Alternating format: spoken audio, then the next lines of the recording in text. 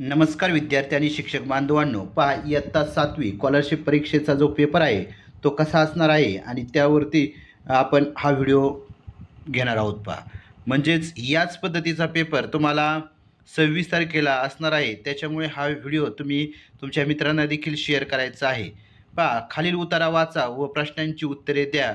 हा पहिला प्रश्न तुमचा असणार आहे. साहित्य हे समाजाचा आरसा मानले जाते. ज्याप्रमाणे आरशात आपल्याला आपले प्रतिबिंब दिसतं, तसेच साहित्यातून तत्कालीन समाजाचे रीतिरिवाज, परंपरा, सुखदुःखे आणि मानवी मूल्य याचे दर्शन घडते. लेखणीच्या माध्यमातून लेखक आपले अनुभव, भावना आणि विचार वाचकांपर्यंत पोहोचवतो. साहित्याची कथा, कादंबरी, कविता, नाटक आणि ललित असे विविध प्रकार पडतात. उत्तम साहित्य केवळ मनोरंजन करत नाही, तर ते माणसाला सुसंस्कृत बनवते आणि विचारांना नवी दिशा देते. कोणत्याही भाषेचे समृद्धपण हे त्या भाषेचे साहित्यावर अवलंबून असते. म्हणूनच जो समाज वाचनाची आवड जपतो, तो समाज वैचारिकदृष्ट्या प्रगत मानला जातो. साहित्याला कशाची उपमा दिली आहे? तर या ठिकाणी याचं उत्तर आहे समाजाच्या आरशाची. म्हणजेच पर्याय क्रमांक 3 हे आपलं या ठिकाणी अचूक उत्तर असणार आहे, समाजाच्या आरशाची. त्यानंतर साहित्यातून कशाचे दर्शन घडते? चला सांगा. साहित्याचं दर्शन समाजाच्या रीतिरिवाज व मूल्यांचे, म्हणजे याचं देखील उत्तर आहे पर्याय क्रमांक 3, समाजाचे रीतिरिवाज व मूल्यांचे. भाषेचे समृद्धपण कशावर अवलंबून असते? पहा भाषेचं समृद्धपण कशावर अवलंबून असतं, तर त्या भाषेतील साहित्यावर. पर्याय क्रमांक 4 हे याचं अचूक उत्तर आहे. चला आता पुढचा हे 3 प्रश्न अशा पद्धतीचे असणार आहेत. त्यानंतर पुढे आहे खालील कविता व अभंग वाचा व प्रश्नांची उत्तरे द्या. पहा काय आहे? जे का रंजले गांजले त्यासी म्हणी जो आपुले, तोची साधू ओळखावा तेथे देव तेथेची जाणावा. मृदू सबाह्य नवनीत तैसे सज्जनाचे चित्त, ज्यासी करिता कवल त्याचे धरितो विठ्ठल. तुका म्हणे सांगू किती, तोची भगवंताची मूर्ती. पहा प्रश्न चौथा आहे. सज्जनाचे चित्त कशासारखे असते? तर सज्जनाचे चित्त कशासारखे असते? पहा त्याचं उत्तर आहे पाण्यासारखे प्रवाही. ते उत्तर आहे का पाण्यासारखे प्रवाही? तर नाही. काय आहे? लोण्यासारखे नवनवीत आणि मऊ. लोण्यासारखे नवनवीत आणि मऊ. सज्जनाचे चित्त कशासारखे असते? लोण्यासारखे नवनवीत व मऊ असते. देव तेथेची जाणावा असे कोणाला म्हटले आहे? जो दीनदलितांची सेवा करतो त्याच्याबद्दल म्हटले आहे. म्हणजे पर्याय क्रमांक 3 हे या प्रश्नाचं उत्तर आहे, पाचव्या प्रश्नाचं. त्यानंतर या अभंगात नवनवीत या शब्दाचा अर्थ काय आहे? पहा नवनवीत या शब्दाचा अर्थ काय आहे? तर लोणी. लोणी असा आहे. पर्याय क्रमांक 2 हे 6व्या प्रश्नाचं अचूक उत्तर असणार आहे. त्यानंतर पहा 7वा प्रश्न आहे. पुढीलपैकी समानार्थी शब्दाची अचूक जोडी ओळखा. काय विचारलंय? तर अचूक जोडी ओळखा. पान पर्ण, वास सहवास, रोष घोष, वारा पारा. आता समानार्थी शब्द आणि त्याची अचूक जोडी आपल्याला त्या ठिकाणी सांगायचं. लगेच लक्षात आहे. पान म्हणजे पर्ण. वास सहवास का? तर नाही. तर अचूक जोडी आहे पान पर्ण. म्हणजेच त्या ठिकाणी पर्याय क्रमांक 1 हे 7व्या प्रश्नाचं अचूक उत्तर असणार आहे. त्यानंतर 8वा प्रश्न आहे. पहा लेखनदृष्ट्या अचूक पर्याय निवडा.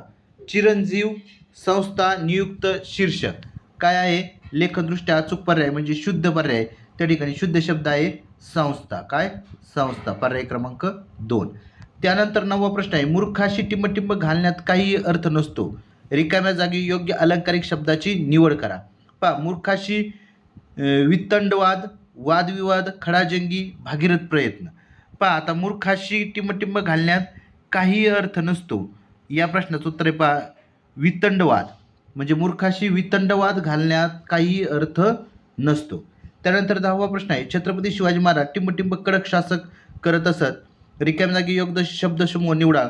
तर छत्रपती शिवाजी महाराज हे फितुराला काय करत होते? कडक शासन करत असत.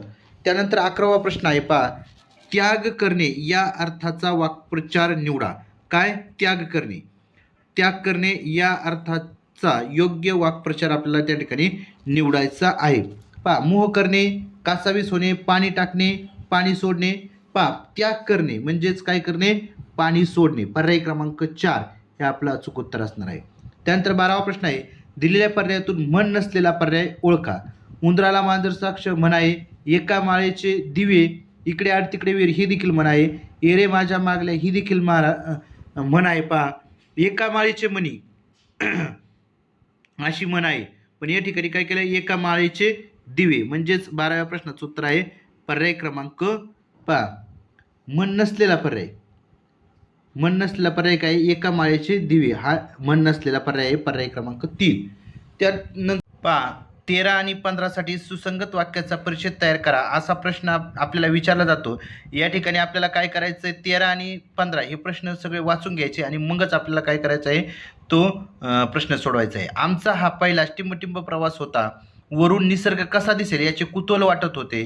पहा कुतूहल, टिंबटिंब बेल्ट बांधण्याची सूचना देत होत्या. पहा वरून म्हणल्यावर निसर्ग म्हणले आपल्याला ठिकाणी विमान आहे. पहा आमचा हा पहिलाच विमान प्रवास होता, पर्याय क्रमांक 3. त्यानंतर वरून निसर्ग कसा दिसेल याचे कुतूहल वाटत होते, पर्याय क्रमांक 2. बेल्ट बांधण्याची सूचना देत होत्या, टिंबटिंब बेल्ट बांधण्याची सूचना देत होत्या, तर हवाई सुंदरी बेल्ट बांधण्याच्या सूचना देत होत्या. 16वा प्रश्न आहे पहा, भाकरी, तूप, गाजर, ताई, गुढी, चेंडू यातील वेगळा शब्द ओळखा. आता भाकरी, तूप, गाजर, त्यानंतर ताई, गुढी, चेंडू यातील वेगळा शब्द. तर पहा वेगळा शब्द जर आपण बघितला, चेंडू, भाकरी, ताई, गुढी. पहा आता वेगळा शब्द कोणता आहे, भाकरी वेगळा शब्द आहे. कोणता, भाकरी. त्यानंतर कंठ, कंठवर्ण क, तालव्य वर्ण. आता काय आहे, च, ट, प, च, त, तालव्य कोणता आहे, तर च म्हणजे तालव्य वर्ण आहे. पहा च, पर्याय क्रमांक 3 हे 17व्या प्रश्नाचं अचूक उत्तर असणार आहे. संधीनुसार गटात न बसणारा पर्याय ओळखा. निर्विकार, दुर्गती, तन्मय, दुर्जन. काय, तर दुर्जन, पर्याय क्रमांक 4. त्यानंतर खालीलपैकी भाववाचक नाम कोणते आहे, धाव, शहर, आकाश आणि धैर्य. आता पहा 19वा प्रश्न, 19व्या प्रश्नाचं उत्तर काय आहे, पहा भाववाचक नाम आपल्याला विचारण्यात आलेलं आहे. तर पहा भाववाचक नामामध्ये आपल्याला लगेच लक्षात येते की धैर्य हे काय आहे, भाववाचक नाम, पर्याय क्रमांक 4. काही लोक उशीर आले या वाक्यात काही कोणते विशेषण आहे, तर काही काय आहे, तर संख्यावाचक आहे. किंवा आहे संख्यावाचक काही. त्यानंतर लिंग विचार करून गटात न बसणारा शब्द ओळखा. राजा, तो बोका, ती लांडोर आणि तो सिंह. ती गटात न बसणारा म्हणजे लांडोर, ती या ठिकाणी स्त्रीलिंगी आहे. म्हणजे 21व्या प्रश्नाचं उत्तर असणार आहे पर्याय क्रमांक 3. त्यानंतर निश्चितपणे एकवचनी शब्द ओळखा. आता पहा निश्चितपणे एकवचनी खेडी, गाणे, केळी, पहा केळे आणि दारे. आता या ठिकाणी निश्चितपणे आपल्याला काय विचारलं आहे, एकवचनी काय होणार आहे, केळी म्हणजे दार होणार आहे. पहा दारे म्हणजे निश्चितपणे एकवचनी काय आहे, दार, पर्याय क्रमांक 4.